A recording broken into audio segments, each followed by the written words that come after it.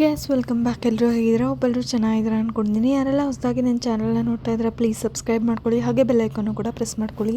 ಇವತ್ತಿನ ವಿಡಿಯೋದಲ್ಲಿ ನಾನು ನಿಮ್ಮ ಜೊತೆ ಶೇರ್ ಮಾಡ್ಕೊಳ್ಳುವಂತ ವಿಷಯ ಬಂದು ಫರ್ಟಿಲಿಟಿ ಬೂಸ್ಟಿಂಗ್ ಫುಡ್ ಬಗ್ಗೆ ನಾನು ನಿಮಗೆ ತಿಳಿಸ್ಕೊಡ್ತೀನಿ. ಫರ್ಟಿಲಿಟಿ ಬೂಸ್ಟಿಂಗ್ ಅಂತ ಹೇಳಿದ್ರೆ ನಮಗೆ ಒಂದು ಪ್ರೆಗ್ನೆನ್ಸಿ ಫಾರ್ಮ್ ಆಗಬೇಕಂದ್ರೆ ಒಂದು ಒಳ್ಳೆ ಎನ್ವಿರಾನ್ಮೆಂಟ್ ಬೇಕು, ನಮಗೆ ಒಂದು ಹೆಲ್ದಿ ಬಾಡಿ ಬೇಕು. ಹೆಲ್ದಿ ಬಾಡಿ ಒಳಗಡೆ ಒಳ್ಳೆ ಯೂಟ್ರಸ್ ಇರಬೇಕು. ಆ ಯೂಟ್ರಸ್ ಅಲ್ಲಿ ಒಂದು ಹೆಲ್ದಿ ಪ್ರೆಗ್ನೆನ್ಸಿ ಫಾರ್ಮ್ ಆಗಬೇಕು ಅಂತ ಹೇಳಿದ್ರೆ ಹೆಲ್ದಿ ಸ್ಪರ್ಮ್ ಮತ್ತೆ ಹೆಲ್ದಿ ಎಗ್ ಇರಬೇಕು. ನಾನು ಹೆಲ್ದಿ ಅಂತ ಹೇಳ್ತಾ ಇದ್ದೀನಿ. ಹೆಲ್ದಿಯಾಗಿ ಇಟ್ಕೊಳ್ಳೋಕ್ಕೋಸ್ಕರ ನಮ್ಮ ಪ್ರಯತ್ನ ನಾವೇನ್ ಮಾಡಬೇಕು ಮತ್ತೆ ಯಾವ ರೀತಿ ಇರಬೇಕು ಅಂತ ನೋಡೋದಾದ್ರೆ ಮೊದಲಿಗೆ ನೀವು ಕೆಲವೊಂದು ಫುಡ್ ಅನ್ನ ಅವಾಯ್ಡ್ ಮಾಡಬೇಕಾಗುತ್ತೆ.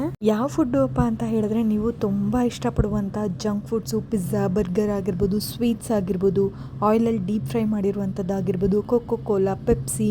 ನಂತರ ಈಗೆಲ್ಲ ರೆಡಿ ಟು ಕುಕ್ ಫುಡ್ ಬಂದ್ಬಿಟ್ಟಿದೆ. ಪ್ಯಾಕೆಟ್ ಅಲ್ಲೇ ಎಲ್ಲ ರೆಡಿ ಮಾಡಿರ್ತಾರೆ, ಬಿಸಿನೀರಿಗೆ ಹಾಕೋದು, ಅದನ್ನ ತಿನ್ನೋದು. ಈ ತರದನ್ನೆಲ್ಲ ನೀವು ಕಂಪ್ಲೀಟ್ ಆಗಿ ಅವಾಯ್ಡ್ ಮಾಡಬೇಕಾಗುತ್ತೆ. ಕ್ಯಾನ್ಸಲ್ ಮಾಡ್ಕೊಳ್ಬೇಕಾಗಿರುವಂತ ವಿಷಯ ತುಂಬಾನೇ ಕಡಿಮೆ ಇದೆ. ಬಟ್ ಏನೇನ್ ಇನ್ಕ್ಲೂಡ್ ಮಾಡ್ಕೊಳ್ಬೇಕು, ಏನೇನೆಲ್ಲ ನಾವು ಫುಡ್ಸ್ ತಗೊಂಡ್ರೆ ನಮ್ಗೆ ಕನ್ಸಪ್ಷನ್ ಜಾಸ್ತಿ ಆಗುತ್ತೆ ಮತ್ತೆ ನಮ್ಗೆ ಹೆಲ್ದಿ ಪ್ರೆಗ್ನೆನ್ಸಿ ಬರುವಂತ ಚಾನ್ಸಸ್ ಇರುತ್ತೆ. ಈ ಡಯಟ್ ಬಂದು ಬರೀ ಇನ್ಫರ್ಟಿಲಿಟಿ ಸಫರ್ ಮಾಡ್ತಿರುವಂತವ್ರಿಗಲ್ಲ, ನಾರ್ಮಲ್ ಆಗಿರೋರು ಮತ್ತೆ ಪ್ರೆಗ್ನೆನ್ಸಿಗೆ ಟ್ರೈ ಮಾಡ್ತಿರುವಂತವ್ರು ಎಲ್ಲರೂ ಈ ಒಂದು 10 ಐಟಮ್ಸ್ ನ ನಿಮ್ ಡಯಟ್ ಅಲ್ಲಿ ಇನ್ಕ್ಲೂಡ್ ಮಾಡ್ಕೊಳ್ಳೇಬೇಕಾಗುತ್ತೆ. ಮೊದಲನೇದಾಗಿ ಫ್ರೂಟ್ಸ್. ಯಾವ್ದೆಲ್ಲ ಫ್ರೂಟ್ಸ್ ನೀವು ತಗೋಬೇಕು ಫರ್ಟಿಲಿಟಿನ ಇನ್ಕ್ರೀಸ್ ಮಾಡ್ಕೊಳ್ಳಕ್ಕೆ ಅಂತ ಹೇಳಿದ್ರೆ ದಾಳಿಂಬೆನ ತಗೋಬೇಕು, ಬನಾನಾನ ತಗೋಬೇಕು, ವೈಟಮಿನ್ ಸಿ ರಿಚ್ ಇರುವಂತ ಫ್ರೂಟ್ಸ್ ನ ತಗೋಬೇಕಾಗುತ್ತೆ. ಆರೆಂಜ್ ಆಗಿರ್ಬೋದು, ಗ್ರೇಪ್ ಫ್ರೂಟ್, ಕಿವಿ ಫ್ರೂಟ್, ಮುಸಂಬೆ ಆಗಿರ್ಬೋದು, ಇದನ್ನೆಲ್ಲ ತುಂಬಾ ಜಾಸ್ತಿನೇ ತಗೋಬೇಕಾಗುತ್ತೆ. ವೈಟಮಿನ್ ಸಿ ರಿಚ್ ಆಗಿರುತ್ತೆ ಇದರಲ್ಲಿ. ನಮ್ಮ ಬಾಡಿನಲ್ಲಿ ಏನಾದ್ರು ಇನ್ಫೆಕ್ಷನ್ಸ್ ಆಗಿರ್ಬೋದು, ಇನ್ಫ್ಲಮೇಷನ್ಸ್ ಆಗಿರ್ಬೋದು, ಈ ತರದ್ ಏನಾದ್ರು ಇದ್ರೆ ಅದನ್ನ ಪ್ರಿವೆಂಟ್ ಮಾಡೋದಕ್ಕೆ ತುಂಬಾನೇ ಹೆಲ್ಪ್ಫುಲ್ ಆಗುತ್ತೆ.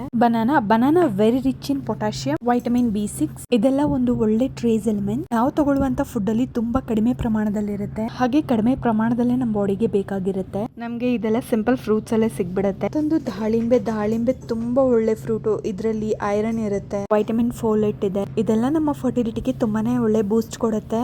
ಹಾಗೆ ಪೈನಾಪಲ್ ಫ್ರೂಟ್ ಕೂಡ ತುಂಬಾನೇ ಒಳ್ಳೇದು. ಪೈನಾಪಲ್ ತುಂಬಾ ಡೇಂಜರಸ್ ಅನ್ಕೊಂಡು ಯಾರು ಆ ಫ್ರೂಟ್ ನ ತಿನ್ನೋದೇ ಇಲ್ಲ. ಪೈನಾಪಲ್ ಫ್ರೂಟ್ ವೆರಿ ರಿಚ್ ಇನ್ ವೈಟಮಿನ್ ಸಿ. ನಮ್ಮ ಬಾಡಿನಲ್ಲಿ ಆಂಟಿ ಇನ್ಫ್ಲಮೇಷನ್ ಅದು ಫಾರ್ಮ್ ಮಾಡುತ್ತೆ, ನಿಮ್ಗೆ ತುಂಬಾ ಹೆಲ್ಪ್ ಮಾಡುತ್ತೆ ಕನ್ಸೀವ್ ಆಗ್ಲಿಕ್ಕೆ. ಸೊ ಇದ್ರ ಜೊತೆಗೆ ಎಲ್ಲಾ ತರದ ಫ್ರೂಟ್ಸ್ ಕೂಡ ನೀವು ತಗೊಳ್ಬೇಕಾಗುತ್ತೆ. ಫಸ್ಟ್ 2 ವೀಕ್ಸ್ ನೀವೇನಾದ್ರೂ ಪ್ಲಾನ್ ಮಾಡ್ತಿದ್ದೀರಾ ಅಂದ್ರೆ ಈ ಮಂತ್ ಆಗಿರ್ಬೋದು ಅಥವಾ ನೆಕ್ಸ್ಟ್ ಮಂತ್ ಆಗಿರ್ಬೋದು, ನಾವು ಪ್ರೆಗ್ನೆನ್ಸಿಗೆ ಪ್ಲಾನ್ ಮಾಡ್ತಿದೀವಿ ಅಂತ ಹೇಳಿದಾಗ ಇದನ್ನೆಲ್ಲ ನೀವು ಕನ್ಸ್ಯೂಮ್ ಮಾಡಬೇಕಾಗುತ್ತೆ.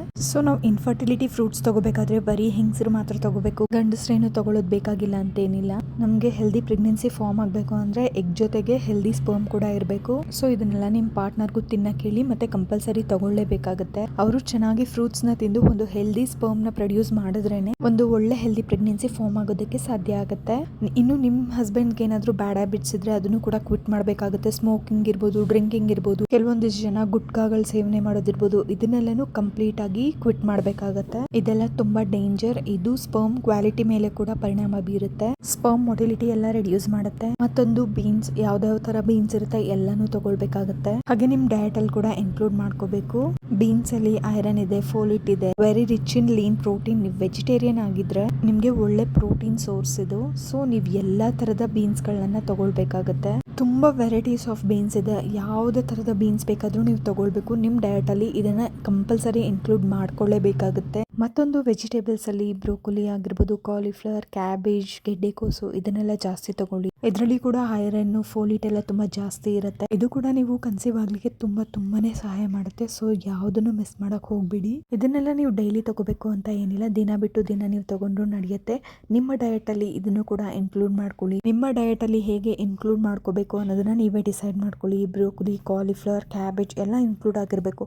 ಮಿಕ್ಸ್ ವೆಜಿಟೇಬಲ್ಸ್ ಹಾಕ್ಬಿಟ್ಟು ಸಾಟೆ ಮಾಡ್ಕೊಂಡು ಒಂದು ಪೆಪ್ಪರ್, ಸಾಲ್ಟ್ ಹಾಕೊಂಡು ಕೂಡ ತಿನ್ಕೋಬಹುದು. ಬಟ್ ನಿಮ್ ಡಯಟ್ ಅಲ್ಲಿ ಇದೆಲ್ಲ ಕಂಪಲ್ಸರಿ ಇರೋ ರೀತಿ ನೀವು ನೋಡ್ಕೋಬೇಕಾಗುತ್ತೆ. ಆಗ ನೀವು ಕನ್ಸೀವ್ ಆಗ್ಲಿಕ್ಕೆ ತುಂಬಾ ಚಾನ್ಸಸ್ ಇರುತ್ತೆ. ಮತ್ತೊಂದು berry, strawberry, blueberry, mulberry, raspberry ಮತ್ತೆ ಬ್ಲಾಕ್ ಬೆರಿ, ಇದನ್ನೆಲ್ಲಾನು ಕೂಡ ನೀವು ಬೆರೀಸ್ ಅಂತ ಯಾವ್ದಾದ್ರು ಇರುತ್ತೋ ಇದನ್ನೆಲ್ಲಾನು ನೀವು ಕನ್ಸ್ಯೂಮ್ ಮಾಡ್ಬೇಕಾಗತ್ತೆ. ಈ ಬೆರೀಸ್ ನ ನೀವು ಸ್ಮೂದಿ ಆಗಾದ್ರೂ ಮಾಡ್ಕೋಬಹುದು, ಹಾಗೆ ಕೂಡ ತಿನ್ಕೋಬಹುದು. ನಮ್ಮ ಡಯಟ್ ಅಲ್ಲಿ ಅದನ್ನ ಒಂದ್ ಹೊತ್ತಾದ್ರೂ ನಾವು ತಗೊಂಡ್ರೆ ನಮ್ ಓವರ್ ಆಲ್ ಬಾಡಿಗೆ ತುಂಬಾನೇ ಹೆಲ್ಪ್ ಮಾಡುತ್ತೆ. ಮತ್ತೆ ಹಾರ್ಟ್ ಡಿಸೀಸಸ್ ಕಡಿಮೆ ಮಾಡುತ್ತೆ. ಅದ್ರ ಜೊತೆಗೆ ಆಂಟಿ ಆಕ್ಸಿಡೆಂಟ್ ನಮ್ ಬಾಡಿನಲ್ಲಿ ಪ್ರೊಡ್ಯೂಸ್ ಆಗುವಂತಹ ಟಾಕ್ಸಿಕ್ಸ್ ನೆಲ್ಲಾನು ಅದು ಫ್ಲಶ್ ಔಟ್ ಮಾಡ್ಲಿಕ್ಕೆ ಹೆಲ್ಪ್ ಮಾಡುತ್ತೆ. ನಮ್ ಬಾಡಿನಲ್ಲಿ ಏನಾದ್ರು ಎಲ್ಲ ಮೆಟಬಾಲಿಸಮ್ ಆಗಿ ಟಾಕ್ಸಿನ್ಸ್ ಎಲ್ಲ ಪ್ರೊಡ್ಯೂಸ್ ಆಗುತ್ತಲ್ವಾ, ಆ ಟಾಕ್ಸಿನ್ಸ್ ಎಲ್ಲ ಹೊರಗಡೆ ಹಾಕ್ಲಿಕ್ಕೆ ಇದು ತುಂಬಾ ಹೆಲ್ಪ್ ಮಾಡುತ್ತೆ. ಮತ್ತೊಂದು ಎಗ್ ಅಲ್ಲಿ ತುಂಬಾನೇ ಪ್ರೋಟೀನ್ಸ್ ಇರುತ್ತೆ.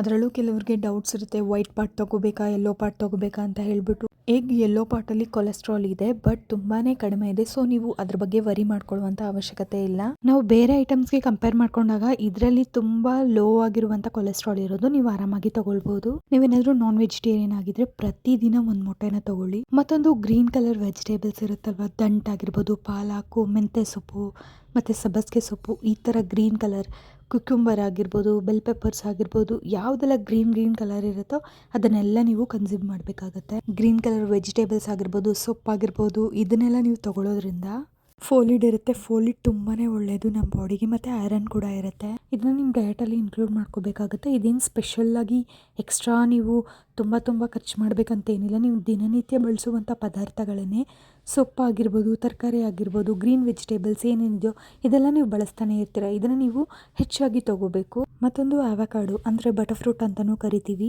ಇದರಲ್ಲಿ ತುಂಬ ಹೆಲ್ದಿ ಫ್ಯಾಟ್ಸ್ ಇದೆ, ಮತ್ತೆ ಒಮೆಗಾ 3 ಫ್ಯಾಟಿ ಆಸಿಡ್ಸ್ ಕೂಡ ಇದೆ. ಬೇಬಿಯಲ್ಲಿ ನ್ಯೂರಲ್ ಟ್ಯೂಬ್ ಡಿಫೆಕ್ಟ್ಸ್ ಬರುವಂತ ಚಾನ್ಸಸ್ ಇದ್ರೆ ಅದು ಖಂಡಿತಾನೇ ಹೆಲ್ಪ್ ಮಾಡುತ್ತೆ ಪ್ರಿವೆಂಟ್ ಮಾಡ್ಲಿಕ್ಕೋಸ್ಕರ. ಬ್ರೆಡ್ ಟೋಸ್ಟ್ ಮಾಡ್ಕೊಂಡು ತಿನ್ಬೋದು, ಸ್ಮೂದಿ ಮಾಡ್ಕೊಂಡು ಕುಡಿಬೋದು, ಜ್ಯೂಸ್ ಮಾಡ್ಕೊಂಡು ಕುಡಿಬೋದು, ಹಾಗೆ ಕೂಡ ತಿನ್ಬೋದು. ನಿಮ್ಗೇನಾದ್ರೂ ಆವಕಾಡೋ ರೆಸಿಪಿ ಬೇಕಿದ್ದಲ್ಲಿ ಅಥವಾ ಯಾವುದೇ ತರಹದ ರೆಸಿಪಿ ಬೇಕಿದ್ದಲ್ಲಿ ನನಗೆ ಕಮೆಂಟ್ ಮಾಡಿ, ನಾನು ನಿಮಗೆ ಅದನ್ನ ಮಾಡಿ ತೋರಿಸ್ತೀನಿ. ಮತ್ತೊಂದು, ನೀವು ಆಲಿವ್ ಆಯಿಲ್ನ ಬಳಸ್ಕೋಬೇಕಾಗುತ್ತೆ. ಆಲಿವ್ ಆಯಿಲ್ ತುಂಬಾನೇ ಕಾಸ್ಟ್ಲಿ, ಬಟ್ ನೀವು ಸ್ಯಾಲೆಡ್ಸ್ ಮಾಡ್ಕೊಳ್ಳೋದಕ್ಕಾಗಿರ್ಬೋದು ಅಥವಾ ಜಸ್ಟ್ ಒಂದು ಒಗ್ಗರಣೆಗಾಗಿರ್ಬೋದು, ಈ ಥರ 1 ಟೇಬಲ್ ಸ್ಪೂನ್ ಆಗುವಷ್ಟು ನಿಮ್ಮ ದಿನನಿತ್ಯದ ಡಯಟಲ್ಲಿ ನೀವು ಬಳಸ್ಕೋಬೇಕಾಗುತ್ತೆ.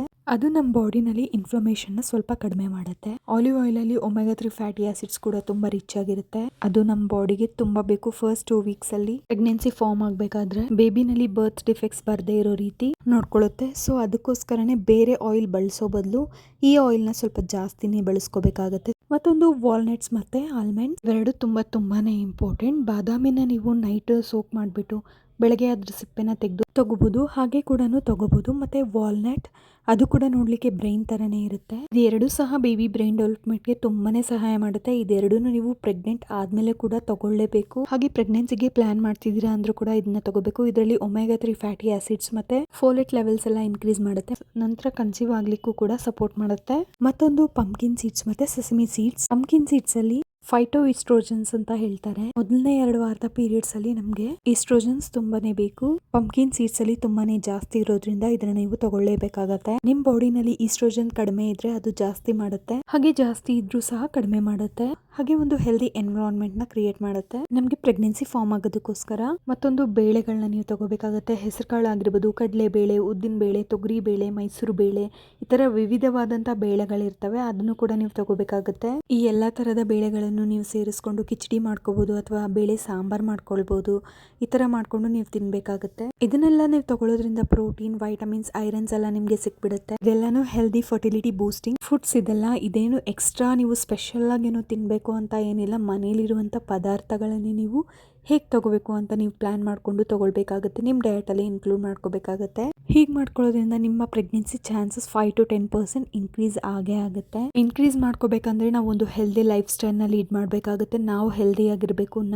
ನಮ್ಮ ಎಗ್ ಕ್ವಾಲಿಟಿ ಆಗಿರ್ಬೋದು, ಯೂಟ್ರಸ್ ಕ್ವಾಲಿಟಿ ಆಗಿರ್ಬೋದು ತುಂಬಾನೇ ಚೆನ್ನಾಗಿರ್ಬೇಕಾಗುತ್ತೆ. ಸೊ ಹೀಗಾಗಿ ಯಾವ್ಯಾವ ಫುಡ್ ತಗೋಬೇಕು, ಯಾವ್ಯಾವ ಫುಡ್ ತಗೋಬಾರ್ದು ಅಂತ ನೀವೇ ಡಿಸೈಡ್ ಮಾಡಬೇಕಾಗುತ್ತೆ. ನಾನು ಆಲ್ರೆಡಿ ನಿಮ್ಗೆಲ್ಲ ತಿಳಿಸ್ಕೊಟ್ಟಿದ್ದೀನಿ. ಹಾಗೆ ಮತ್ತೊಂದು, ಇದ್ರ ಜೊತೆನಲ್ಲಿ ನೀವು ಎಕ್ಸಸೈಸ್ ಕೂಡ ಮಾಡಬೇಕಾಗುತ್ತೆ. ಎಕ್ಸಸೈಸ್ ಅಂದ ತಕ್ಷಣ ನೀವು ತುಂಬಾ ಕಷ್ಟವಾಗಿರುವಂತ ಎಕ್ಸಸೈಸ್ ಮಾಡ್ಬೇಕಂತೇನಿಲ್ಲ. ಜಸ್ಟ್ ವಾಕಿಂಗ್ ಮಾಡೋದಾಗಿರ್ಬೋದು ಅಥವಾ ಸೂರ್ಯ ನಮಸ್ಕಾರ ಆಗಿರ್ಬೋದು, ಸ್ವಿಮ್ಮಿಂಗ್ ಆಗಿರ್ಬೋದು, ನಿಮ್ಗೆ ಯಾವ್ದು ಕಂಫರ್ಟಬಲ್ ಮಾಡಕ್ ಅನ್ಸುತ್ತೆ ಅದನ್ನ ನೀವು ಆರಾಮಾಗಿ ಮಾಡ್ಕೋಬಹುದು. ಮತ್ತೆ ಕೆಲವರಿಗೆ ಡೌಟ್ಸ್ ಇರುತ್ತೆ, ಪ್ರೆಗ್ನೆನ್ಸಿ ಪ್ಲಾನಿಂಗ್ ಮಾಡ್ಬೇಕಾದ್ರೆ ನಾನು ಎಕ್ಸಸೈಸ್ ಮಾಡ್ಬೇಕಾ ಬೇಡವಾ ಅನ್ನೋದು. ನೀವು ಆರಾಮಾಗಿ ಎಕ್ಸಸೈಸ್ ಮಾಡೋದು ತುಂಬಾನೇ ಒಳ್ಳೇದು. ಯಾವುದೇ ತರಹದ ಡೌಟ್ಸ್ ಇಟ್ಕೊಳ್ಬೇಡಿ. ನೀವು ಪ್ರೆಗ್ನೆನ್ಸಿ ಪ್ಲಾನ್ ಮಾಡ್ಬೇಕಾದ್ರೆ ಎಕ್ಸಸೈಸ್ ಮಾಡೋದು ತುಂಬಾನೇ ಇಂಪಾರ್ಟೆಂಟ್ ಆಗಿರುತ್ತೆ. ಮತ್ತೊಂದು ಏನ್ ಗೊತ್ತಾ, ನೀವು ತುಂಬಾ ಚೆನ್ನಾಗಿ ನೀರು ಕುಡಿಬೇಕು. ನೀವು ಚೆನ್ನಾಗಿ ನೀರು ಕುಡಿದಷ್ಟು ನಿಮ್ಮ ಬಾಡಿಗೆ ತುಂಬಾನೇ ಒಳ್ಳೇದು. ಯಾವುದೇ ಕಾರಣಕ್ಕೂ ನೀರು ಕುಡಿಯೋದನ್ನ ಮಿಸ್ ಮಾಡ್ಲಿಕ್ಕೆ ಹೋಗಬೇಡಿ. ಪರ್ ಡೇಗೆ 4 to 5 ಲೀಟರ್ಸ್ ವಾಟರ್ನ ನೀವು ತಗೋಬೇಕಾಗುತ್ತೆ. ಡಿಹೈಡ್ರೇಟ್ ಮಾಡ್ಕೋಬೇಡಿ, ಯಾವಾಗಲೂ ಹೈಡ್ರೇಟ್ ಆಗೇ ಇರಿ. ಸೊ ವಿಡಿಯೋ ನಿಮಗೆ ತುಂಬಾ ಯೂಸ್ಫುಲ್ ಆಗಿದೆ ಅನ್ಕೊಂಡಿದ್ದೀನಿ. ಪ್ರೆಗ್ನೆನ್ಸಿ ಪ್ಲಾನಿಂಗ್ ಯಾರು ಮಾಡ್ತಿದಾರೋ ಅಂತವ್ರಿಗೆ ಈ ವಿಡಿಯೋನ ಶೇರ್ ಮಾಡಿ, ಅವ್ರಿಗೂ ಯೂಸ್ಫುಲ್ ಆಗುತ್ತೆ. ಹಾಗೆ ಇದೇ ತರದ ಯೂಸ್ಫುಲ್ ವಿಡಿಯೋಸ್ಗಾಗಿ ನನ್ನ ಚಾನಲ್ನ ಸಪೋರ್ಟ್ ಮಾಡೋದನ್ನ ಮರಿಬೇಡಿ. ನಿಮ್ಮ ಒಂದು ಸಪೋರ್ಟ್ ನನಗೆ ಇನ್ನಷ್ಟು ವಿಡಿಯೋಸ್ ಮಾಡೋದಕ್ಕೆ ತುಂಬಾನೇ ಸಹಾಯ ಮಾಡುತ್ತೆ. Thank you.